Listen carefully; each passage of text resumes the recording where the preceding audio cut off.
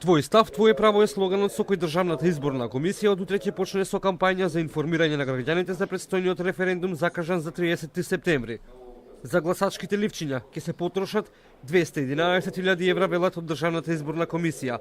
Истите ќе бидат испечатени од печатницата Киро Дандера од Битола. Председателот на комисијата, Оливер Дерковски, рече дека со оваа кампања се обиделе на најдобар можен начин да бидат неутрални и да не заземаат страна во однос на предстојниот референдум. Дерковски појасни дека ќе емитуваат 3 видеозаписи. Едниот дел ќе биде од информативен карактер, а другиот ќе се однесува на едукација на гласачите за нивното гласачко право. Околу она што е надлежност на Државната изборна комисија, а тоа е организација и спроведување на референдумот, можем да кажем дека ние од наша страна ги превземаме сите мерки за добра организација. Се држиме до роковите кои што си ги зададовме себе си како комисија и досега немаме никакви проблеми околу тој организационен аспект. На денешната седница Државната изборна комисија усвои упатство за начинот на гласање на гласачките места на кои има запишано помалку од 10 избирачи.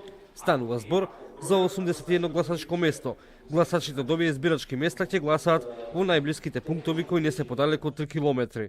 За важечко ливче се смета и она гласачко ливче од кое на сигурен и недвосмислен начин може да се утврди за кој од понудените одговори на поставеното прашање избирачот гласал.